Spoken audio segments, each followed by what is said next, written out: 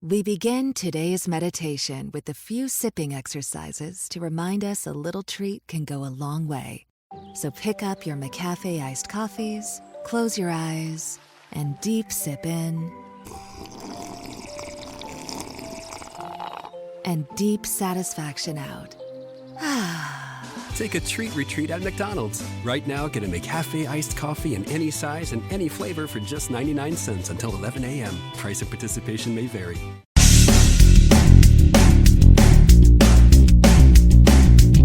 This is No BS Job Search Advice Radio, episode 1808.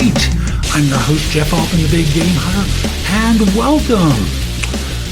Tonight, by the way, just as a reminder, I'm doing a webinar. There'll be links in the show notes. It's a webinar about mistakes people make on their interviews. Dumb mistakes. And I'm going to be doing a live Q&A, so register for the webinar. We just want to make sure there are enough phone lines available, or I should say seats in the webinar to accept everyone. So register, come join, 8 p.m. Eastern, 5 Pacific. You can do the math on the times in the middle. And I'm sure I'll be able to help a lot of you folks. And today's show is an interview that I did with a woman named Katie Leimkuehler. Yes, Leimkuehler, spelled differently than the name might suggest to you. And we talk about branding for digital professionals. Hope you find this show helpful. Hope you give it a great review wherever you listen to the show. I'll also mention there are times where Katie's audio is not as strong as mine, but the content is really good. So we do about a half-hour interview all told, and I do hope you find it helpful. And with that, let's get going, okay? For those of you who've been watching me for a while, you know most of the time I record short shows that are designed to give you some advice, a tip on some particular subject. But Katie Leimkuehler, and I'm going to spell her name for you in a second, reached out to me, and I thought she had a terrific topic for us. Katie is a social media marketing professional and career coach who basically helps people employ personal branding techniques to land jobs. And Katie's last name, K-A-T-I-E, is the first name. Last name is Leimkuehler. Did I do that one right? I think so. I think you nailed it. Thank you. I think you would know if I did it wrong. Katie, welcome. I appreciate you making time today. Yeah, thanks so much for having me. I appreciate it. My pleasure. So, Katie, if someone were working in digital and starting to think about networking and branding and all that kind of stuff, give us a sense of a couple of different places that they could kick things off for themselves. Yeah, so I think the first thing to think about is, who you want to target, who you want to connect with, and where they're living online. So if you're looking for a job, or if you're just trying to build your personal brand, thinking about where they are. So LinkedIn might be a great place to start. Is just getting a LinkedIn profile, maybe setting up some websites with your name on it, maybe a WordPress or blogging site, and Twitter or Facebook, depending on what you're doing. So the first thing I would say is thinking about who you want to find you and what you want them to find, and then thinking about building your profiles so it tells a story.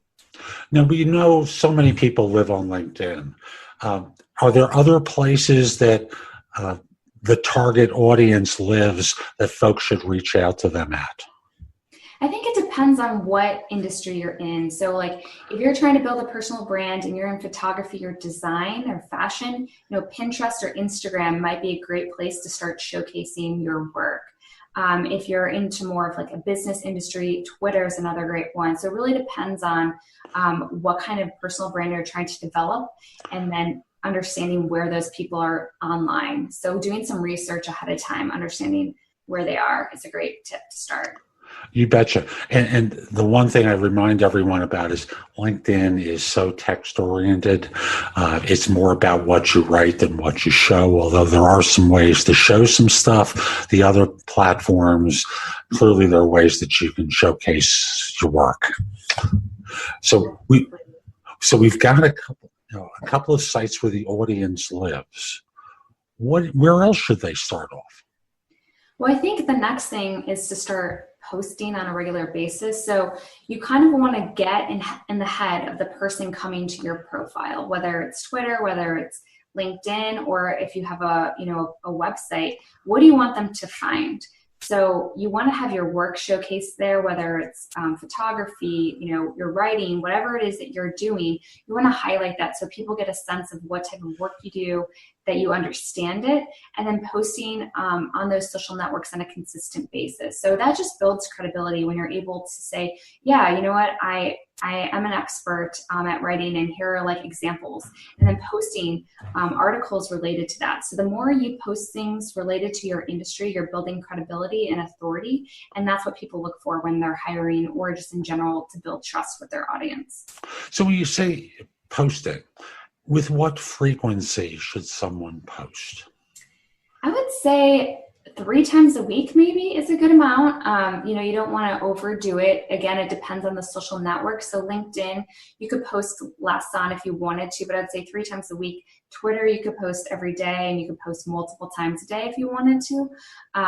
So it kind of does depend on the social network, but I think at least a few times a month to stay relevant and top of it. Because one of the things I notice is when people abandon their social media channels, and let's say they created a Twitter or a LinkedIn or whatever it might be, and then they don't do anything with it, I kind of think, well, if they've dropped the ball on that, what else are they dropping the ball on? So to stay current, to stay relevant, to show people that you can commit to something, I think is really important.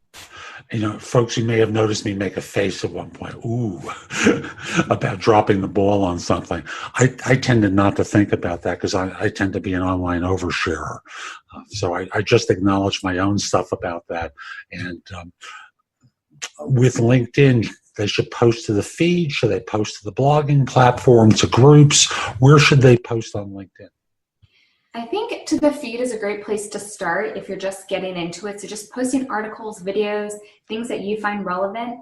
And then I think once you get into the swing of that, if you can post in those long form blog posts, those are a great opportunity to showcase what build your credibility, like I was saying.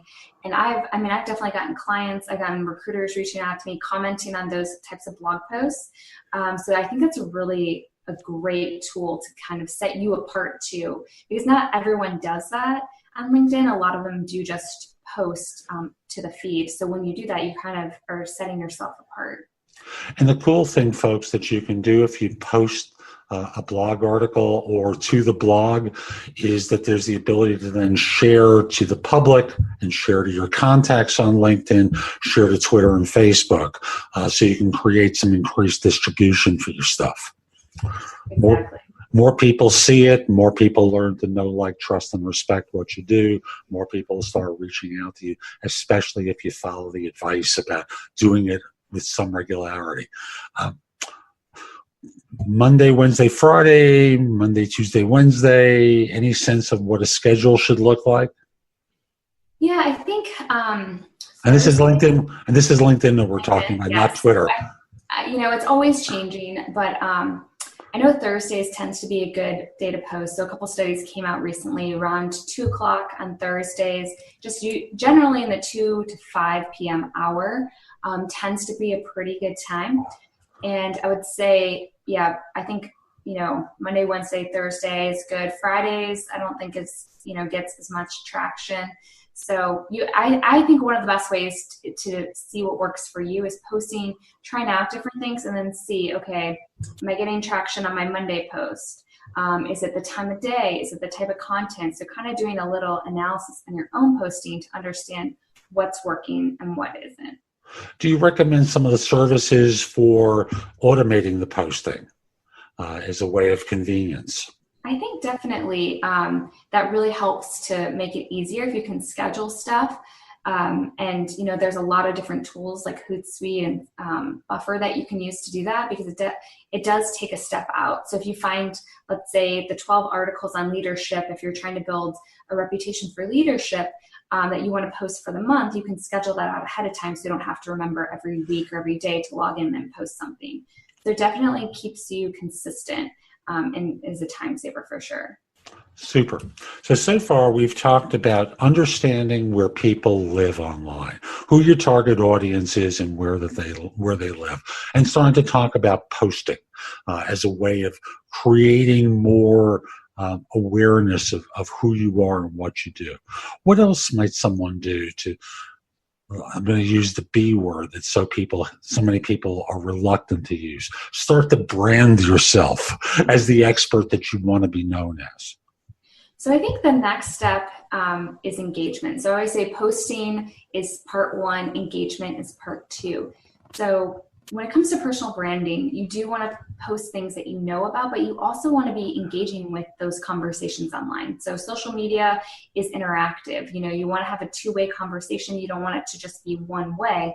So joining Twitter chats on the topics of interest to you, they have them on pretty much every topic. So marketing, education, whatever it is, joining those, replying and interacting and commenting on other people's posts on LinkedIn, on Facebook, whatever it might be, because it showcases you do know what you're talking about. And then people might be like, oh, well, this person, I need help with X, Y, and Z, and they sent me a reply, maybe I hire them, or maybe there's someone I can start that conversation with. So I think engaging with your network, engaging with new people is really where things start to change, especially in your personal brand, because it's saying that you know what you're talking about, and then people will reach out to you in relation to that. Do you like Facebook groups at all for this, or LinkedIn better, or you tell me? So I think it depends. I don't know that LinkedIn groups are that strong anymore. Facebook groups are very strong. They've really taken off in the last couple of years. They're probably better than pages. I do think they're a lot more personal. So if you're trying to go there and, sell your services or promote yourself, it's probably not the best place for that. But if you're looking to make genuine connections with people, maybe in your field, that could be a great place to do that. So I think people there, it's a more informal atmosphere where you can make probably a more authentic connection. So if that's something you're looking to do, I would definitely recommend it. Yeah, LinkedIn groups are pretty dead. That's the reality to it. Facebook groups have replaced them. We'll see how long that currency lasts. I hope it lasts for a long time, because Lord knows I'm finally getting around to launching one in the next month or so. But the reality is, it's not about broadcast. If all you're going to be doing is basically saying, buy me, no one wants to hear it, right? You don't want to hear it. Why would anyone want to hear it from you? They don't even know you. Don't want to listen to your broadcast. It's about legitimate engagement. And thus, it's participation in conversations, right? Exactly. Well, and that's one of the things in Facebook groups, like you'll see people say, hey, I'm looking for a marketing coach, or I'm looking for help with website design. Like, who would you guys recommend? And then that's your opportunity to sell yourself to them. When people are asking for that help, that's great, but you're not just saying, here's my website, come find me. And that's such a turnoff anyways on social media, because it comes off as an advertisement and so self-promotional. And that's when you really lose people, is when you start doing those tactics, because everyone can see through them and they know they're not authentic. The only place where LinkedIn is really useful in this regard is they have a service called ProFinder, which if you look along the top of the toolbar, along the black ribbon, toward the right, there's probably an icon that says work. Now, this is only open if you're a paid LinkedIn user. So I think you need minimally like a $49 a month account.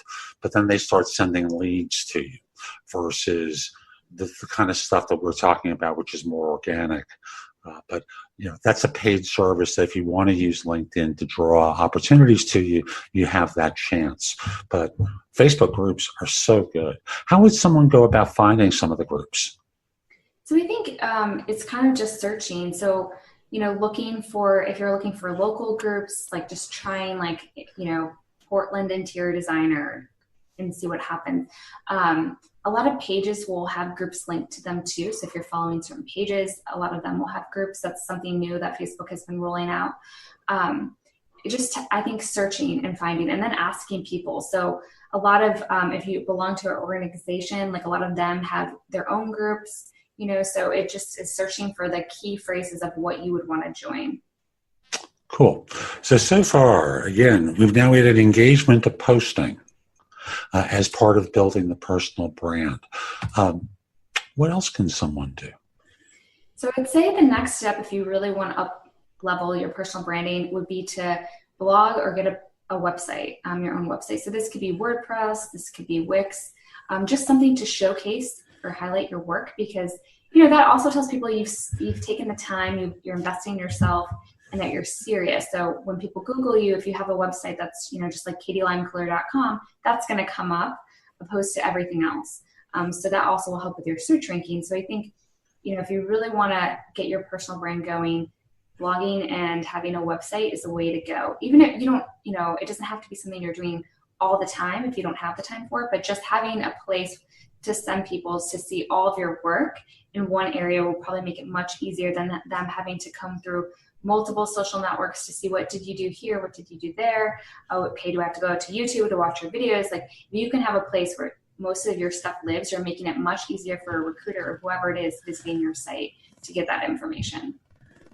And when I think of websites, whether it's Wix, Weebly, WordPress, whatever it is, obviously great graphical content if that's what your work is.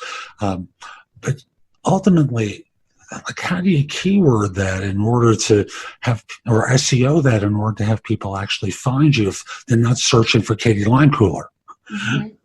Well, I think that's important to pick what it is that your services or your brand, what it is that you want to do. So whether it's a job or if you're like an entrepreneur, whatever it is, you need to have those keywords. So for me, a lot of it is coaching, career coaching, and social media. So I blog about those things on my website, and then people, I'll rank for that. So they might not be looking for me, but they might be looking for help with, LinkedIn or social media issues, and then I will come up for that. So blogging about what you want to be known for is the best way to go about it. Super.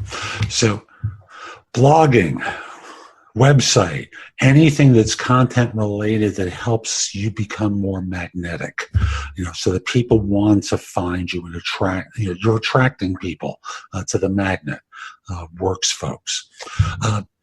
Where next? So I'd say after that, if that, you get that going, I would encourage people to guest blog. This I've seen has been a real game changer for people, especially a couple of years ago. It was really popular, but it's still a great tactic to get your name out there. So if, for example, I'll use myself, like I wanted to be known in social media. So I found websites that took contributing writers, and I sent my blog post to them, and they let me blog on their site. So I was getting all this new exposure to people and audiences that, have never heard of me. And suddenly I was getting clients and questions and being able to help people that I was not initially working with. So that was really awesome because it opens you up to this new audience, and then they shared on their social media, again, opening up to a whole nother audience. So if you can find websites, businesses that take guest bloggers and share your blogs on there, that's a really great way to build your personal brand and get exposure to people that you probably normally wouldn't have, exposure to. When I think of visual professionals, photographers, for example, would someone giving away some of their stuff on free sites make sense just as a way of getting the word out, or is that pushing too much? I think it does. I think you have to give in order to get. And so in order to kind of get that ball rolling, you have to, help people find you. Otherwise, they might not even know you exist. So initially, I think it's totally fine, especially as you're building your brand. That's how most people do it. They offer, maybe an opt-in to their website, maybe a downloadable ebook, something to get people in the door to see what you're about. So I think that's perfectly natural. And let's use our own relationship as an example. How did you find me? Yeah, exactly. I was looking for podcasts that took guest speakers. And I found you, and that we're interested in career coaching and helping people. And I was like, this is great. So it definitely works. So you're a perfect example. Thank you. Folks, I've got 1,100 episodes of one show and 700 of another. The number 1 and 2 in Apple Podcasts at this point. So thank you for illustrating how that works. We've got so much that we can cover. I'm going to hand the baton over to you. You run with it, okay? What should we be covering next? Sure. Well, I think the next thing I would encourage people to do if they're in that job search process is to think about contacting people through social media instead of the traditional route. So a lot of things I've worked with my clients on is that they say, okay, well, I apply for all these jobs and no, I don't hear from anybody, or, they're just blindly applying, hoping for the best. And I always think that's a big waste of most people's time because you're going and competing with thousands of people. So in order to stand out, I always say kind of go around instead of through, right? So instead of doing that, looking up on the company that you're applying to, finding out who the person is that would actually hire you, not the HR person that gets, first interview, is who would hire you. So find out who that person is. Maybe it's the marketing director. And you look them up on LinkedIn, send them a quick message. Hey, you know what? I see that you're hiring for this position and I'm really interested. Would you be open to grabbing coffee? So try and get in an informal meeting with that person, and you're getting your foot in the door much faster than anybody else. That tends to work really well because you're obviously going around the typical HR process. And I think this applies to also places that you don't see job postings. So let's say there's a company that you really do want to work with, but you just don't see a job, that's open for you. Well, that's actually a perfect opportunity because you can then email, find out, okay, I want to work in the marketing department, find that marketing person and say, hey, I don't see any job postings, but I'm really interested in hearing about the company, what you do, all of this stuff, set up an informational interview. And then when something does come up, they may reach out to you first because they've already met you, or they might have something in the works. So I've had several people that are like, oh, we do have a job coming, but we just haven't posted yet, and you're first in line. So it's a really great way to kind of create your own opportunity instead of competing with other people's. Cut the line, folks. Don't get in the line. Don't swim in the same pool everyone else is. What you want to be doing is not following the rules. Rules are for losers. And I hate to be that blunt about it, but let's get practical. If job boards worked, would you be using job boards? You bet. But they don't work. You hate them. Why would you want to do what they're telling you to do if it doesn't work for you? It works for them. Doesn't work for you. Cut the line. Get to the front of the line so that you are advantaged. And thus you're able to showcase yourself and instead of just being another robot in the system, going down the conveyor belt of their convenience that doesn't work for you. Seriously. Yeah, it's really great because you definitely want to find your own way. And even so, the other thing is once you've really built out your LinkedIn profile, I remember the first, maybe 8 years ago, I was like, okay, I'm going to just fully fill this out. Immediately recruiters started contacting me. I probably every day would get someone contacting me. So the more robust your profile, the more likely, first of all, recruiters are going to reach out to you and you don't have to do that work. And then you're just building this, profile that really establishes who you are. So I think just, being proactive about it and knowing what you want and telling that to people. So another thing I tell people to do is, okay, so you've met with this person, they don't have anything. Well, ask them for 3 other recommendations of people that you should talk to. So now that they know what you're looking for, they might have a friend at another company with a perfect opening for you. So kind of just sourcing your network of people once you meet them and continuing that down. That is a really great tactic as well. I'm going to give you 2 more. It's quirky, but I know these work. Number 1 is if you're looking for a job, put your email address and or phone number, if you're open to that, in the summary area of your profile. When you're not looking, take it out. But just make it easy for recruiters to reach out to you. So instead of spending $15 per pop to reach to you. This one is new. At least new for me. And that is, how when people reach out to you, most of the time you decide yes or no, make a decision, and that's probably as far as you go. I start to use a text expander to respond back. And the simple question I ask is, what prompted you to reach out to me? Was it this or that or this or that? And what I'm trying to do is find out whether it's someone who's interested in coaching, someone who's interested because they've listened to my podcast or watched my videos or recommended by LinkedIn, whatever it is. Now, the fun thing about this is if you use a text expander, you don't have to wind up keying this in time and time again. But LinkedIn's algorithm seems to be favoring me a lot more. And I can see a chart where my people who've looked at my profile has gone from like this to it's like this. It's really that profoundly different. So I was going from like 800 people a week to, a week to 2,500. Huge difference, all because I attempt to engage. So give it a shot. Try just responding back. They'll respond. LinkedIn's algorithm interprets this as engagement. They seem to be wanting this. And let's see if your numbers start to increase. They may not be as steep as mine because I'm LinkedIn member 7653. A lot of people reach out to me just on that basis alone. But let's see if your numbers go up from that. I love that tip. That's a great one. And I think that's excellent because you're exactly giving them a reason to respond. I also like to respond with, how can I help you? Or like, what can I help you with? So maybe there's something like, are they looking to hire me? Are they looking to recruit? Or maybe they, need help with a certain project, whatever it is. So that is also a way I like to respond to. So that's great. I love it.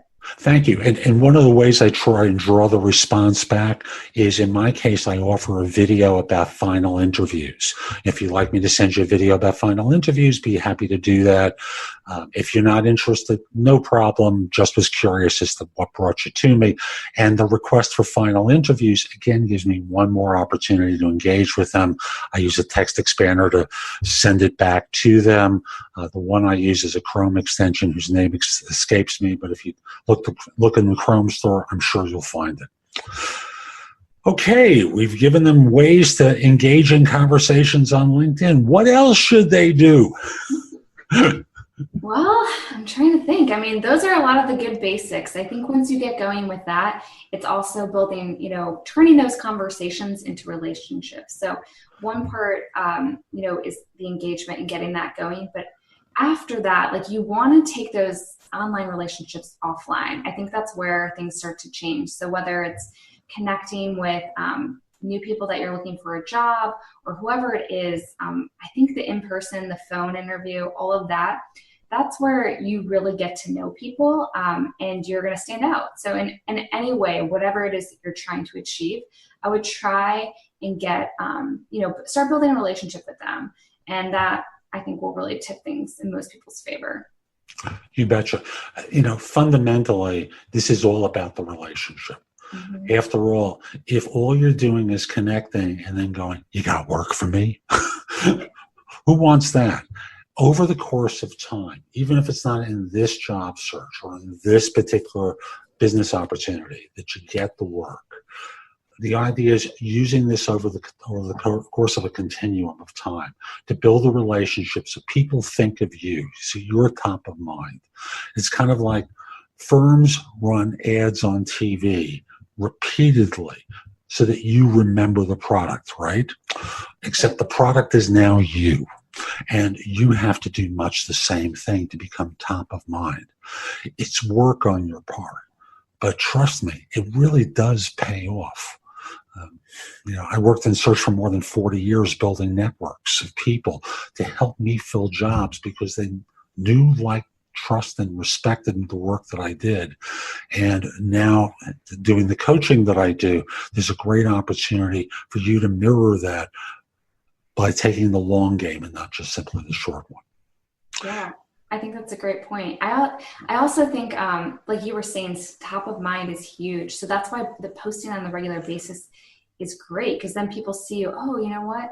I see Katie there. Oh, you know what? Actually, I've been meaning to reach out to her about something. Like, that's a big one. And then also adding value. So I like to think about, who is the person coming to my profile? Who's coming to my website? And what do they need help with? So I try and answer those questions. If someone's coming to me for social media, someone's coming to me for career coaching, I'm going to post articles about that and try and add value to my network. You don't want to just kind of post generic things like, here's my lunch. You want to post things that's going to help people solve problems, and then they'll, relate that to you as well. Super. Hey, Katie, thank you so much for making time today. I really appreciate it. How can folks find you and reach out to you? Let's see now. Would it be on LinkedIn or elsewhere? Yes. For sure. Well, thank you so much for having me. So LinkedIn, I'm Katie Leimkuehler, and my website is katieleimkuehler.com, which is KatieLeimkuehler.com.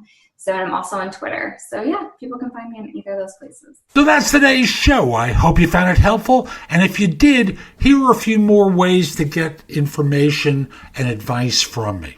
First of all, there's my website, which is thebiggamehunter.us. I have more than 8,000 blog posts there that you can watch, listen to, or read that will help you find your next job. In addition, if you're interested in my coaching you, at the site there's a button there that says schedule. Schedule time for a free discovery call, schedule yourself in for coaching, interview preparation coaching, salary negotiation advice, coaching related to hiring more effectively, managing and leading, helping you to be a better executive in your organization, and overall being a better employee of your firm. If you have questions for me, you can ask them at Wizio.com/The Big Game Hunter. That's WISIO.com/The Big Game Hunter. The price at Wizio is less than 1/3 of what I'm charging at my website. And I'm doing this because I want to benefit my subscribers here and on YouTube, and only you're going to know about it. You can also connect with me on LinkedIn at linkedin.com/IN/The Big Game Hunter. Mention that you watched or listened to my content. I like knowing I'm helping folks. Once we're connected, it's nice to hear from you. I'd love to hear from you from time to time about how I'm helping. You can also watch me on TV. Did you know that? If you have a Fire TV or a Fire Stick, download the JobSearch TV app for Apple TV, Roku, Sony, Samsung, like 90 different TV platforms. You can watch me on either Zingo TV or BingeNetworks.tv. On YouTube, subscribe at JobSearch.TV.com and have access to thousands of videos I've created. I'll be back tomorrow with more, and in the meantime, I hope you have a great day. Be great!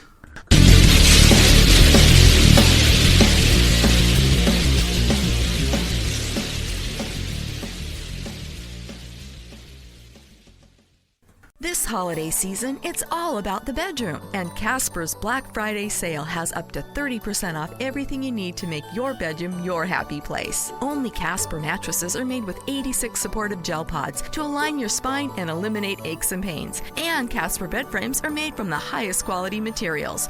Give the gift of a better bedroom. Save up to 30% during Casper's Black Friday sale on now at Casper.com. Terms and conditions apply. See Casper.com/terms for more details. Haverty's Furniture is here to help you get set for the season with up to $1,000 off. So you can set the stage with style and set the bar more beautifully. So why not settle in together on a new sofa? Because being at home doesn't mean having to settle for less. Even though the holidays feel a little different this year, Haverty's Furniture can help you create the perfect holiday setting with up to $1,000 off plus 0% interest.